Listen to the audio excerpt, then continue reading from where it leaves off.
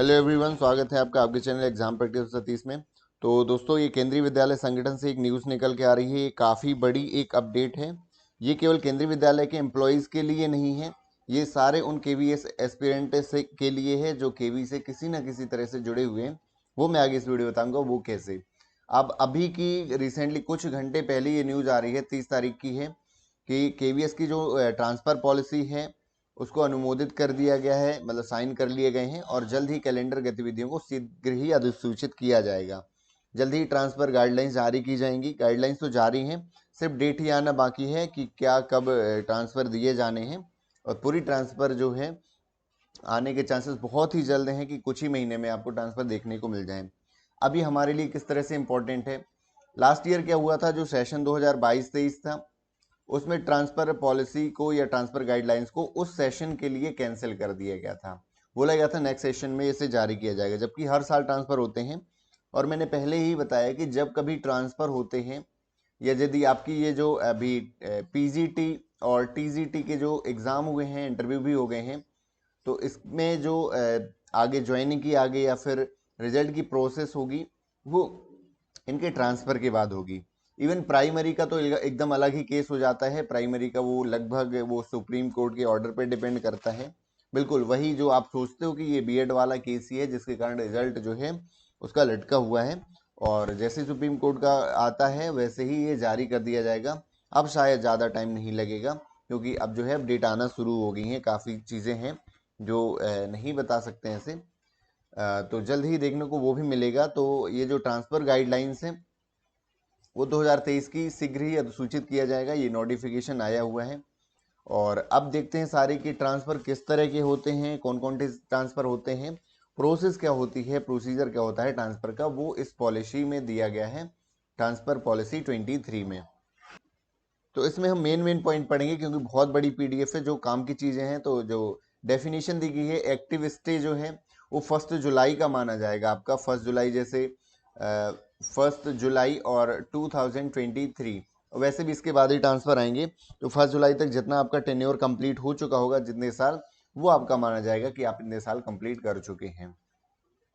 30 days more than normal station duty exceeding. और इसमें ये लिखा हुआ है कि एब्सेंस को छोड़ करके, यदि आपकी एब्सेंस पीरियड है किसी जॉब में, वो इंक्लूड नहीं होगा इस 1 जुलाई तक। या फिर 30 डेज से ज़्यादा आपका या 45 है हार्ड स्टेशन में, तो उधर का काउंट नहीं होगा।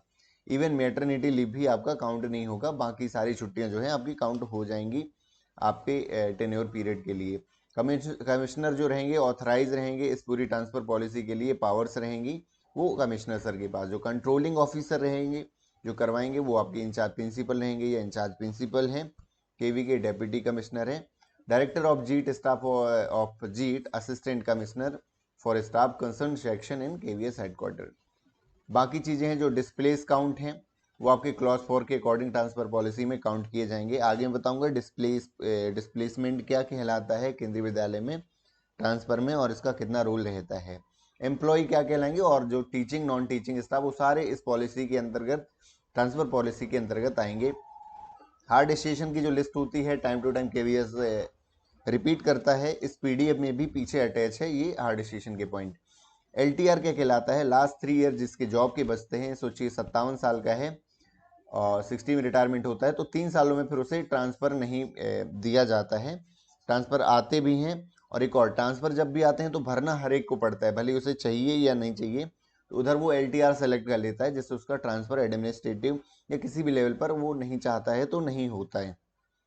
आगे आप प्लेस वेयर लोकेशन, जहाँ जहाँ केंद्रीय विद्यालय हैं कंट्री में, उधर उधर ये सारी पॉलिसी ये लागू होगी। मेडिकल ग्राउंड ऑर्गेनाइजेशन केवी के लिए है। प्रायोरिटी स्टेशन जो है आपके फॉर अ टेन्योर 5 ईयर का कहलाता है टेन्योर। कोई भी केवी है, आप 5 साल के लिए उस केवी में रह सकते हैं। उसके बाद जो है डिस्प्लेसमेंट के चांसेस हो जाते हैं। डिस्प्लेसमेंट का ये मतलब है कि मान लीजिए प्राइमरी में 11 वैकेंसी है, 8 लोग परमानेंट स्टाफ है, ठीक है। तो यहाँ पर यदि 11 से मतलब 12, तो यहाँ पर 5 लोग यदि ट्रांसफर के लिए अप्लाई करते हैं, 5%, तो इस 8 में से 1% क्या है कि कहीं और भेज दिया जाएगा, वो डिस्प्लेसमेंट कहलाता है। इसके 5 साल कंप्लीट हो गए होंगे, एक से ज़्यादा है, तो जो ज़्यादा सीनियर होगा उस स्टेशन में, उसको किसी दूसरे केवी में डिस्प्लेस कर दिया जाएगा। तो ये कहलाता है डिस्प्लेसमेंट। सर्विस जो है, the period during which the person has been service, तो सर्विस वही कहलाएगी तो केवी में कितना काम किया उसने, बाकी सर्विस काउंट नहीं होती कि पहले कहीं और जॉब करी है। सिंगल पेरेंट आप जानते हैं, बाकी सारी चीज़ें हैं वो पहले से ये नॉर्मल चीज़ें हैं आपकी। आगे देखते हैं बेसिक प्रिंसिपल्स क्या होते हैं। तो मेन जो कहा जाता है इसमें कि केवी संगठन जो है, केवी जो है किसी भी समय कहीं भी ऑल ओवर इंडिया किसी भी टाइम में ट्रांसफ़र कर सकता है किसी व्यक्ति का ज़रूरत पड़ने पर, और आप जो है उसे डिनाई नहीं कर सकते कोई भी एम्प्लॉय जो है। और ट्रांसफ़र जो है किसी का राइट नहीं है एम्प्लॉय का, वो choice transfer to be a particular station can not be claimed as a matter of right. या फिर आप जहाँ पर हो, आप किसी मान लीजिए भोपाल के हैं, तो भोपाल में आपका नहीं मिल रहा, तो भोपाल ये आपका राइट नहीं है कि आपको भोपाल मिलेगा ही मिलेगा। केवी संगठन ऑल इंडिया में है केवी में, और ज़रूरत पड़ने पर ये वेलफेयर के लिए किया जाता है ट्रांसफ़र, एम्प्लॉयज़ के लिए, उनकी सहूलियत के लिए, और एडमिनिस्ट्रेटिव लेवल पर जैसी ज़रूरत पड़ती है एम्प्लॉयज़ की जिस केवी में, उस हिसाब से भी ट्रांसफ़र किए जाते हैं। जैसे आपको पता होगा हार्ड स्टेशन या एनईआर जो रहता है नॉर्थ ईस्ट वाला, वो क्यों ट्रांसफ़र किए जाते हैं, क्योंकि वहाँ पर टीचर्स की बहुत शॉर्टेज हो जाती है नॉर्थ ईस्ट में, इसलिए यहाँ से अंडर 40 के अंडर एनईआर में भेजे जाते हैं टीचर्स। तो ये केवी संगठन अपने अकॉर्डिंग भी ट्रांसफ़र करता है, जो एडमिनिस्ट्रेटिव ट्रांसफ़र में काउंट कहलाता है। आगे crucial date of determined eligibility stay 30 June for all stations. तो 30 जून कहलाएगी लास्ट डेट उसकी एलिजिबिलिटी की, स्टे की 30 जून तक माना जाएगा आपका। आगे ये सारी चीज़ें हैं। एम्प्लॉय स्टेशन 5 साल के लिए रहेगा टेन्योर किसी एक स्टेशन के लिए, extendable to 10 year, otherwise extendable to 10 years if otherwise not displaced in order to accommodate their employee who have been completed their tenure। Hard station, यदि हार्ड स्टेशन में काट चुका है, वो हार्ड स्टेशन आ गया है, तो उसका टेन्योर 10 ईयर तक क्या हो जाएगा, बढ़ जाएगा। हार्ड स्टेशन कोई काट के आया है, हार्ड स्टेशन में ज्वाइन करके आया है 3 साल का टेन्योर करके, और वो किसी स्टेशन में है, तो उसका 10 साल का माना जाएगा कि 10 साल किसी नॉर्मल स्टेशन में वो रह सकता है। उसके बाद भी रह सकता है जब तक कि कोई दूसरा टीचर नहीं आता है उसकी जगह पर। आगे देखते हैं। आगे ये पूरी पॉलिसीज हैं कि 1995 का पूरा वो लिख देते हैं, ताकि अपनी तरफ से उनकी भी कोई भी मिस्टेक नहीं हो किसी भी तरह के ट्रांसफर में। आगे ये स्पाउस केस भी है, subject to availability of vacancy. Spouse हैं तो भी कई बार ट्रांसफर नहीं मिलता है, ज़्यादातर बड़े शहरों में ऐसा होता है। भोपाल मान लीजिए किसी के, और ट्रांसफर जो है वो इसके काउंट्स के आधार पर होते हैं। ट्रांसफ़र काउंट क्या कहलाते हैं, उनके मार्क्स, जैसे हर साल 1 साल रहने के नॉर्मल स्टेशन में 2 पॉइंट होते हैं, आपके पॉइंट्स के हिसाब से 2 पॉइंट्स होते हैं। तो यदि आपने 10 साल ले लिया तो आपको 20 पॉइंट्स मिलेंगे, फीमेल हैं आप तो 20 पॉइंट्स एक्स्ट्रा मिलेंगे, ऐसा रहता है। और यदि आपके स्पाउस गए थे तो 40 पॉइंट एक्स्ट्रा मिलेंगे। पॉइंट्स के अकॉर्डिंग आपको ट्रांसफ़र मिलता है इसमें। 5 ईयर्स का नॉर्मल स्टेशन में एप्लीकेबल रहेगा डायरेक्ट रिक्रूटमेंट के लिए। स्टे पीरियड जो रहेगा, transfer order issue shell not be cancelled modified. जो ट्रांसफ़र ऑर्डर यदि हो गया किसी का इशू, तो कैंसिल नहीं होता है, मॉडिफाई नहीं होता है। हाँ, रिक्वेस्ट आप कर सकते हैं। तो अगला जो आती है ना, उसमें फर्स्ट ट्रांसफ़र आता है, फिर उसके बाद आपका नो टेकर वैकेंसी आती है। तो इन सब चीज़ों में यदि आपका ट्रांसफ़र कैंसिल हो जाता है, वापस दे दिया जाता है, तो वो अलग बात हो जाती है। आगे देखते हैं common policy principle listed 1 and 2 policy other unless otherwise indicated. तो ये पूरा अंदर जब फॉर्म फिल करते हैं उसमें ही पता चलता है। पार्ट 1A में रहता है कि पीजीटी, टीजीटी, पीआरटी जितने भी टीचिंग और नॉन टीचिंग स्टाफ है वो पार्ट ए के ट्रांसफर कहलाते हैं। पार्ट बी में पूरी जो प्रिंसिपल्स, कमिश्नर, वाइस प्रिंसिपल, ये सारे जो आते हैं ऑफिसर आते हैं इसमें। एप्लीकेबल फॉर पार्ट ए, तो पैरा में दिया गया applicable category up to PGT, librarian, master, ये सारे। और टाइप्स ऑफ ट्रांसफ़र दे रखे हैं, ऑर्गेनाइजेशनल रिक्रूटमेंट और ट्रांसफ़र एडमिनिस्ट्रेटिव ग्राउंड, ये सारे हैं। तो रीडिप्लॉयमेंट और सरप्लस स्टाफ भी होता है।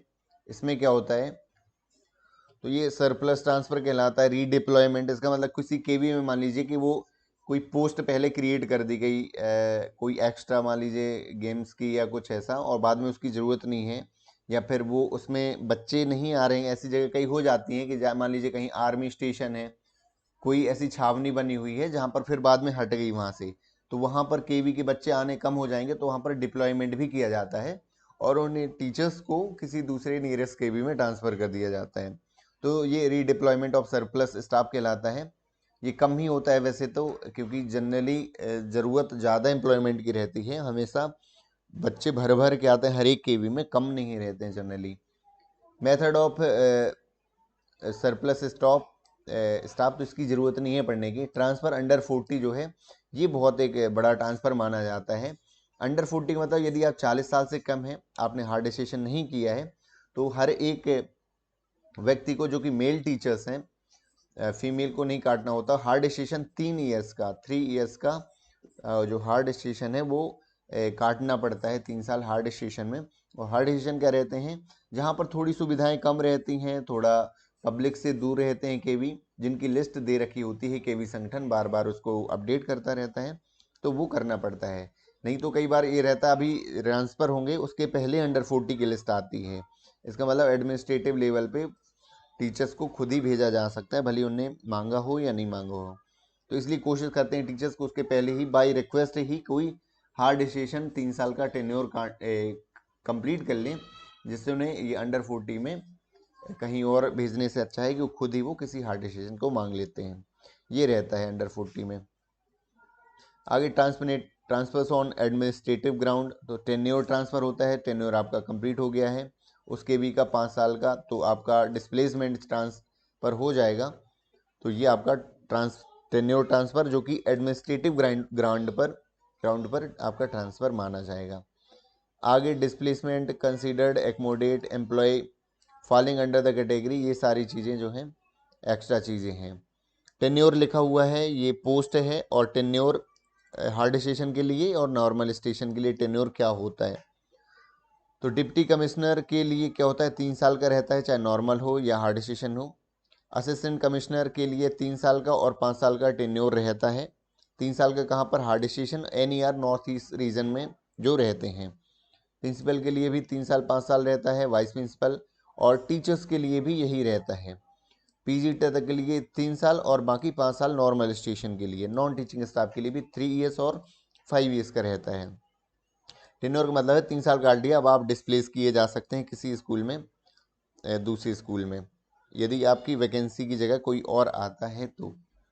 Maximum 10 years stay, it not be displayed after 5 year of complete of tenure.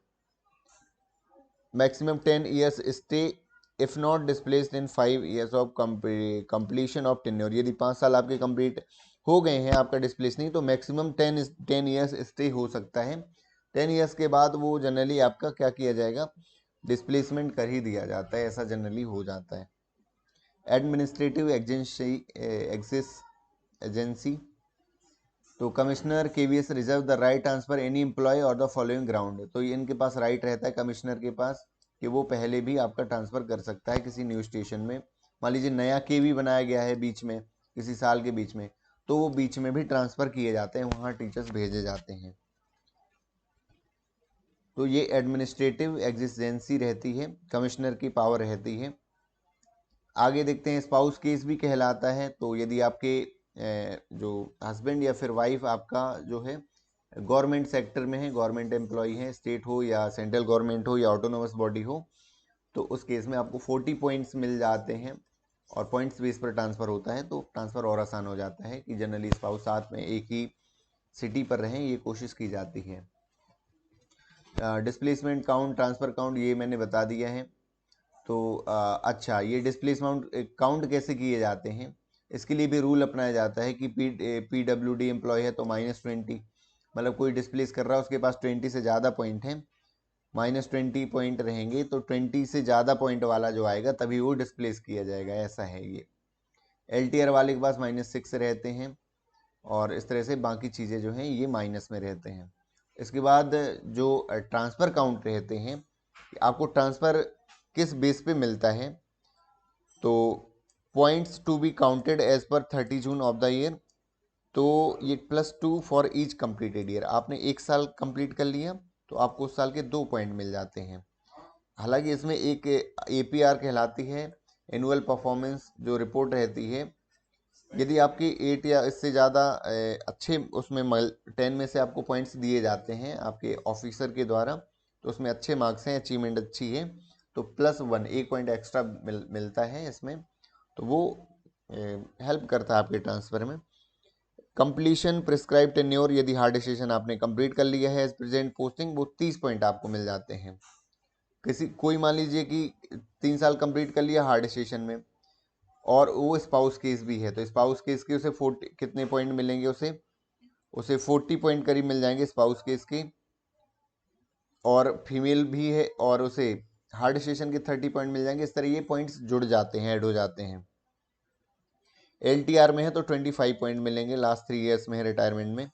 Single parent है तो 20 पॉइंट्स मिल जाते हैं आपको ट्रांसफ़र के टाइम में। स्पाउस है तो वो spouse if a KVS employee posted at the choice station, तो 15 पॉइंट मिल जाते हैं। स्पाउस, अच्छा ये चेंज किया गया है अभी इस साल, हालांकि पहले ज़्यादा रहता था, 40 पॉइंट रहते थे, अभी ये चेंज किया गया है कि spouse if a central government autonomous body government sector undertaking, ये इस सब में है, तो आपके 12 पॉइंट मिलेंगे आपके स्पाउस केस होने की वजह से। 40 पॉइंट नहीं मिलेंगे, यहाँ 12 पॉइंट मिलेंगे। 30 पॉइंट मिलेगा आपके हार्ड सेशन में काटने के, आपने टेन्योर कंप्लीट कर लिया है। स्टेट गवर्नमेंट में स्पाउस है तो आपको 10 पॉइंट मिलेंगे, और बाकी सेंट्रल गवर्नमेंट में है तो 12 पॉइंट मिलेंगे। Woman employee not covered under, इसमें 7, 6, 7, 8, 9 एम्प्लॉय है, वुमन है, कवर नहीं है इन सब में, 6, 7 में इन सब में नहीं आता, तो 8 पॉइंट मिलेंगे। Member of recognition association staff who are also member of JCM KVS regional office, तो हेडक्वार्टर, तो 6 पॉइंट मिल जाएंगे। तो ये टोटल ट्रांसफ़र काउंट्स हैं, ये पॉइंट्स मिलते हैं जिसकी जिसकी मदद मिलती है आपके ट्रांसफ़र में। इसका मतलब पूरा जो प्रोसेस है वो फेयर रहती है, किसी भी जो रिक्वेस्ट ट्रांसफ़र होते हैं वो ऐसे ही नहीं कर दिए जाते हैं, एक प्रॉपर एक थ्रू प्रोसेस के थ्रू होते हैं, और पूरी इसमें ट्रांसपेरेंसी देखी जाती है रिक्वेस्ट ट्रांसफ़र में। रूल्स ऑफ टाई ब्रेकिंग, वो तो टाई ब्रेकिंग का मतलब ये है कि कभी आपके मान लीजिए कि स्कूल में डिस्प्लेसमेंट की चाहे बात हो, डिस्प्लेसमेंट मतलब कि किसी एक का डिस्प्लेसमेंट होना है, बट वो सेम जो है उतने ही साल से दूसरा बंदा भी है, तो किसका डिस्प्लेसमेंट किया जाएगा। तो इन case of between male and female, तो ट्रांसफ़र किसको किया जाएगा, वुमन को, एम्प्लॉय को ट्रांसफ़र मिलेगा। यदि कोई ट्रांसफ़र रिक्वेस्ट मांग रहा है, रिक्वेस्ट ट्रांसफ़र मांग रहा है, उसमें टाई ब्रेकिंग है 2 लोगों में, तो वुमन को मिलेगा ट्रांसफ़र, प्रायोरिटी दी जाएगी। इन केस ऑफ सेम जेंडर, यदि एक ही जेंडर के हैं, फीमेल है दोनों, तो स्टेशन में जो सीनियर होगा उसको ट्रांसफ़र दे दिया जाएगा, ऐसा है टाई ब्रेकिंग की स्थिति में। स्टेशन सीनियरिटी ऑल्सो के considered then an employee who is, अच्छा दोनों यदि सीनियर भी बराबर हैं, तो एज में जो ज़्यादा होगी उसको ट्रांसफ़र मिलेगा। तो ये हर एक उसमें रहता है। कैलेंडर जो है वो जारी किया जाएगा KVS के द्वारा ही, तो ये एक्टिविटी कैलेंडर हो जाएगा। आगे टाइप्स ऑफ ट्रांसफ़र हैं ऑर्गेनाइजेशनल, ये पार्ट B के लिए है। तो प्रिंसिपल वाइस प्रिंसिपल जो कि ऑफिसर रैंक है उसकी ज़रूरत नहीं है हमें, जो ऑफिसर्स के लिए हैं उनके लिए ये पार्ट B के ट्रांसफ़र है। उनकी रूल्स बाकी सब चीज़ें दे रखी हैं कि ट्रांसफ़र क्या होगा। आगे हम देखते हैं पार्ट 2 है ट्रांसफ़र ऑफ TA। तो जो TA रहेगा एप्लीकेबल इन फॉलोइंग मैनर, तो एडमिनिस्ट्रेटिव ग्राउंड में मिलेगा आपका TA क्या कहलाता है, ट्रांसफ़र अलाउंस। मैं बताऊँ, यदि कभी एडमिनिस्ट्रेटिव लेवल पर ट्रांसफ़र आपका होता है या आप हार्ड डिसीजन मांग लेते हैं बाई चॉइस, तो आपको पूरा TA जो ट्रैवलिंग अलाउंस है, आपका सामान ले जा रहे हैं आप घर का पूरा, तो वो पूरा उसका जो आप बनवाओगे बिल, चाहे वो कितना भी हो, 1 लाख का हो सकता है, वो पूरा आपको मिलेगा केंद्रीय विद्यालय संगठन की तरफ से। तो after the completion of tenure on and on administrative ground पर आपको क्या मिल जाएगा, आपको ये TA मिल जाएगा, ट्रैवलिंग अलाउंस मिल जाएगा, जो भी आप सामान ले जाएंगे। तो ये भी है TA shall not be admissible in case of para 3 of an employee except in case of transfer to hard station. Hard station के अलावा यदि और कहीं ट्रांसफर होता है तो इस पैरा के थ्रू नहीं मिलेंगे। 5 साल का टेन्योर आपका यदि कंप्लीट हो गया नॉर्मल स्टेशन में, किसी नॉर्मल केवी में, तो भी आपको TA मिल जाएगा। इंटरप्रिटेशन ऑफ ट्रांसफर पॉलिसी, तो कमिश्नर सेल बी शोल कम्पिटेंट अथॉरिटी, पूरा कमिश्नर के हाथ में रहती है अथॉरिटी वो सारे ट्रांसफ़र की। पावर ऑफ रिलैक्सेशन वो भी कमिश्नर के अप्रूवल के थ्रू होता है सब कुछ। कभी मेडिकल इमरजेंसी ऐसी आ जाती है तो वो सब चीज़ें रहती हैं, फ्लेक्सिबिलिटी थोड़ा बहुत रहनी चाहिए, थोड़ा रहती भी है। आगे बता दूं लास्ट में क्या है, टाइप्स ऑफ डिसीजेस जो हैं वो कौन से हैं जिस बेस पर आपको ट्रांसफ़र नहीं भेजा जाता या ट्रांसफ़र मिल जाता है। तो ये कुछ डिसीजेज हैं, यदि आप मेडिकल बेस पर ट्रांसफ़र कहीं लेना चाह रहे हैं तो ये सारी चीज़ें आ जाएंगी। आगे देखते हैं, उन्होंने एक लिस्ट जारी की है हार्ड स्टेशन की 2023 की है कि केंद्रीय विद्यालय में जो हार्ड स्टेशन है वो कौन कौन से हैं। ये इसलिए जारी की जाती है, कई लोग बाय रिक्वेस्ट ट्रांसफ़र लेते हैं और वैसे भी पता ट्रांसपेरेंसी के लिए कि कितने हार्ड स्टेशन है हमारे ऑल इंडिया में। तो टोटल जो है केंद्रीय विद्यालय में टोटल 77 हार्ड स्टेशन है, नए बनते भी जा रहे हैं कई सारे। हार्ड स्टेशन का वो यही मतलब होता है कि जहाँ थोड़ा सा पब्लिक से थोड़ा दूर होता है, कहीं अंदर घुस के होता है, मेन सिटी से थोड़ी सी सुविधाएं कम रहती हैं, तो वो हार्ड स्टेशन में आते हैं। हालांकि वहाँ हार्ड स्टेशन का अलाउंस भी अलग मिलता है, आपको सैलरी थोड़ा ज़्यादा मिलती है। ये सारे हैं हार्ड स्टेशन, जिसमें मुंगावली ये है, कोरापुट हो गया, पोर्ट ब्लेयर हो गया, ये सारी चीज़ें हैं। और वहीं आगे जो दूसरी लिस्ट है एनईआर की है, नॉर्थ ईस्ट रीजन की है, वो पूरी है। अरुणाचल प्रदेश के जो हैं एनईआर के स्टेशन, असम के हैं, ये सारी लिस्ट दे रखी है। तो ये मैंने अभी पूरी बात करी है ट्रांसफ़र पॉलिसी की। तो ट्रांसफ़र पॉलिसी भी जानना आपके लिए इंपॉर्टेंट है। कई बार ट्रांसफ़र पॉलिसी जो है, ट्रांसफ़र पता है तो थोड़ा सा हो सकता है इंटरव्यू में आपको बेनिफिट मिल जाए, आगे जाके जब केवी में रहेंगे उसमें भी आपको बेनिफिट मिलेगा, इसके बारे में जानकारी रहेगी। केवी एम्प्लॉय को तो ये जानना बहुत ज़रूरी है पूरा ट्रांसफ़र पॉलिसी, क्योंकि उन्हें भरना पड़ता है ट्रांसफ़र और चीज़ों का पता नहीं रहता, वो गलती कर बैठते हैं जब वो ट्रांसफ़र के लिए अप्लाई करते हैं, जब भी आते हैं। तो ये कुल मिलाकर एक पूरी ट्रांसफ़र पॉलिसी मैंने आपको एक्सप्लेन करने की कोशिश करी है। जल्द ही नोटिफिकेशन आएगा, कैलेंडर जारी किया जाएगा, इस साल की जितनी भी गतिविधियां हैं ट्रांसफ़र वाली भी उसमें रहेगी। इसका मतलब ये जल्द ही ट्रांसफ़र होंगे और ट्रांसफ़र के बाद ही आपको ज्वाइनिंग दी जाती है। मेरी खुद की ज्वाइनिंग जो 2019 की हुई थी वो जो है मुझे ट्रांसफ़र के बाद ही मिली थी, सितंबर अक्टूबर के टाइम में।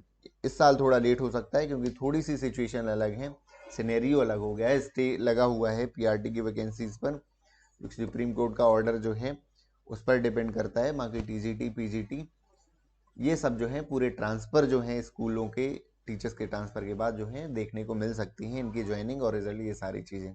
Thank you so much for watching this video. मिलते हैं अगली वीडियो में, बाय बाय।